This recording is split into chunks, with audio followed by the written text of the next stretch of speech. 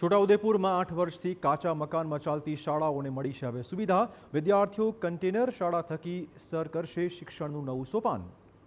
છોટાઉદેપુરમાં કાચા મકાનોમાં ચાલતી 2 પ્રાથમિક શાળાઓને હવે નવા મકાન મળ્યા છે। કવાંટના આંબા ડુંગરના માનકુલા ફળિયા અને હાફેશ્વરના આમલાપાણીમાં શિક્ષણ વિભાગ દ્વારા કન્ટેનર શાળા શરૂ કરાઈ છે, જેનું શિક્ષણ મંત્રી રીવાબા જાડેજાના હસ્તે લોકાર્પણ થયું હતું।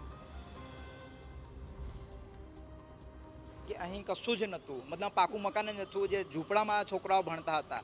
અત્યારે જે સ્માર્ટ કન્ટેનરમાં છે એટલી વ્યવસ્થા ખૂબ જ સરસ કરી આપી છે, તો વાલીઓમાં અને વિદ્યાર્થીઓમાં ખુશીનો માહોલ જોઈ શકાય છે। જે કે અને એ પણ એટલી ઝડપથી બનાવેલું છે કે આમ મતલબમાં મહિનો પણ નથી થયો। તો મહત્વપૂર્ણ છે કે છેલ્લા 8 વર્ષથી આ શાળાઓ કાચા મકાન અને અપૂરતી સુવિધા વચ્ચે ચાલતી હતી।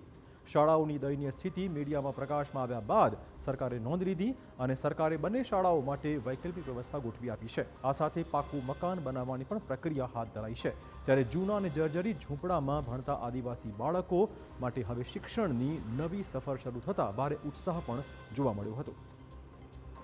શાળાને બિરદાવવામાં આવી છે, એના માટે પણ હું આપ સૌનો આભાર માનું છું।